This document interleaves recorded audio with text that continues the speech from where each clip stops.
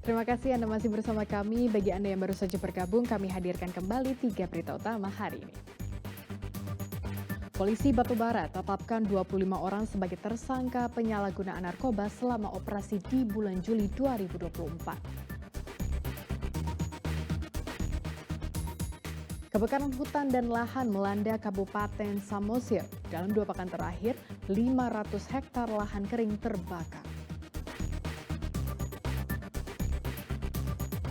Olahraga panahan semakin diminati anak-anak maupun orang dewasa di Kota Medan.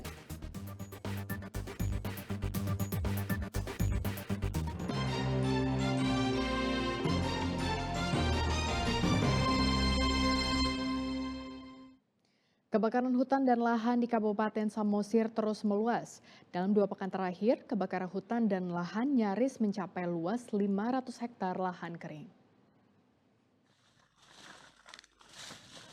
Kepulan asap terlihat di perbukitan Pulau Samosir pada Kamis pekan lalu. Sulitnya menjangkau titik air dan medan perbukitan yang terjal membuat petugas harus memadamkan api dengan cara seadanya menggunakan dahan pohon yang ada di lokasi. Titik api baru semakin membesar akibat angin kencang yang berhembus di perbukitan. Dengan susah payah, petugas berusaha memadamkan titik api di bagian lereng perbukitan. Api dapat dipadamkan, namun karena kondisi angin dan kemarau yang panas, titik api bisa kembali saja muncul dan menimbulkan asap. Menurut Kepala Seksi Perlindungan Hutan dan Pemberdayaan Masyarakat UPTD KPH 13 Dolok Sanggul, sejak kebakaran hutan dan lahan terjadi pada 14 Juli lalu, hingga kini kebakaran nyaris mencapai luas 500 hektar lahan. Titik api baru terus bermunculan dan meluas membakar lahan perbukitan. Api diketahui bersumber dari 2 kecamatan, yaitu Kecamatan Cianjur Mula-Mula dan Kecamatan Harian di 9 desa. 20 hektar lainnya yang tidak masuk dalam kawasan hutan tersebut juga ikut terbakar. Beberapa titik api baru yang kita ketahui di 2 kecamatan, Kecamatan Cianjur Mula-Mula dan Kecamatan Harian, berada di sekitar 9 desa yang terdampak oleh titik api tersebut. Yang pertama, kita mengalami munculnya titik baru di Kecamatan Harian di Desa Trupuk Limbong, sekitar 20 hektar, itu bukan kawasan hutan memang. Kemudian tadi di Cianjur Mula-Mula ada di Desa Sari Marihit, di Desa Cianjur Mula-Mula, di Desa Huta Gurgur, Desa Boho, dan Desa Siboro, kemudian Desa Hasinggan di Kecamatan Cianjur Mula-Mula, dan terakhir di tanggal 23 Juli masih terdapat beberapa titik api yang berlangsung cukup lama di Desa Sipermahan, yang kemudian api tersebut menyebar ke Desa Dodok Raja di Kecamatan Harian. Kalau kita akumulasikan di kejadian yang pertama di Trupuk Limbong, Desa Boho, pada penanganan hari Minggu 14 Juli, total karhutla saat ini di Kabupaten Samosir itu hampir mencapai 500 hektar. Pemadaman kebakaran hutan dan lahan di wilayah ini dilakukan oleh petugas gabungan. Yan Asmara melaporkan dari Kabupaten Samosir. Unit Tindak Pidana Khusus Satreskrim Polrestabes Medan menggagalkan penjualan satwa yang dilindungi. Petugas mengamankan 2 orang pelaku dan 6 ekor satwa yang dilindungi.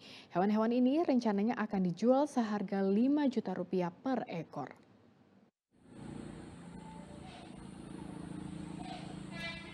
Petugas mendapati sejumlah satwa yang dilindungi akan diperjualbelikan di Jalan Ibrahim Umar, Kelurahan Sekera Hilir 2, Kecamatan Medan Perjuangan, Kota Medan. 2 orang juga diamankan petugas pada tanggal 22 Juli lalu. Mereka adalah AF dan IS.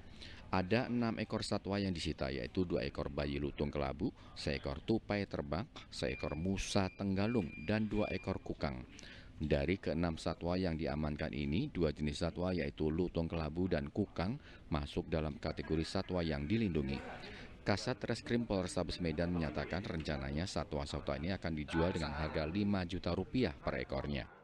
Ada beberapa hewan yang diduga hewan yang dilindungi yang akan diperjualbelikan.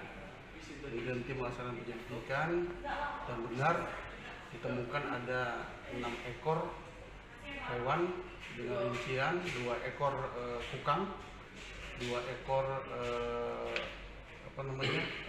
bayi lutung, kemudian 1 ekor tupai, dan 1 ekor musang. Dan setelah kita koordinasi dengan BKSDA, dari 6 ekor ini, 2 ekor bayi lutung ini termasuk yang dilindungi, juga 2 ekor kukang termasuk juga satwa yang dilindungi.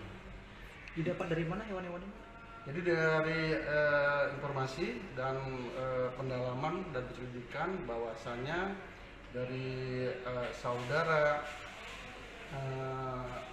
inisial dari A, dari S, bahwasanya dibeli dari sumber Sumatera Barat Padang, dari seorang petani. Sejauh ini satwa lutung kelabu dan kukang populasinya sudah semakin langka dan hanya bisa ditemui di suatu wilayah tertentu.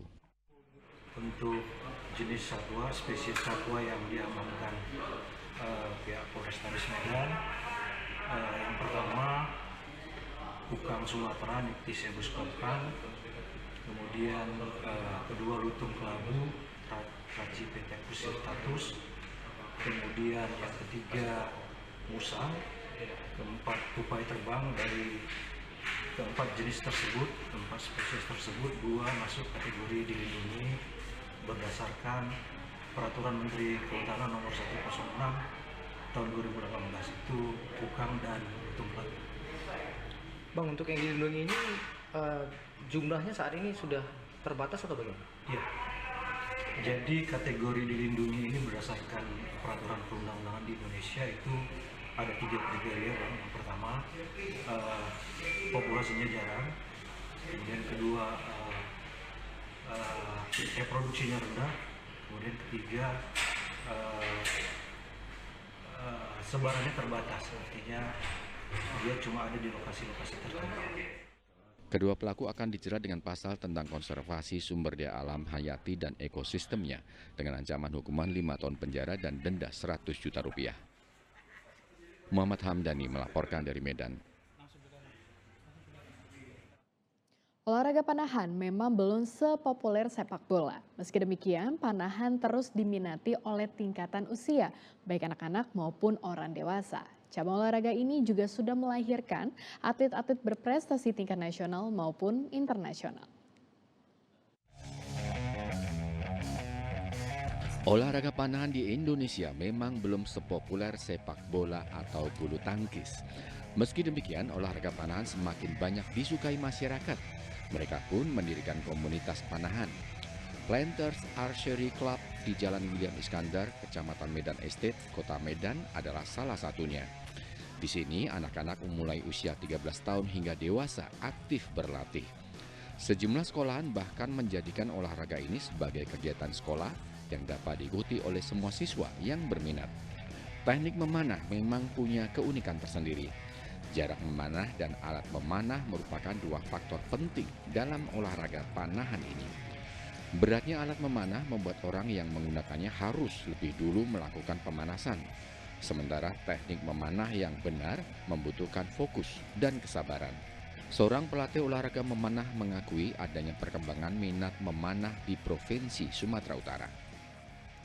Saat ini sih antusias masyarakat, khususnya di Medan, itu lumayan besar. Apalagi belakangan juga kami terima untuk melatih eskul di sekolah-sekolah. Jadi animo masyarakat lebih besar.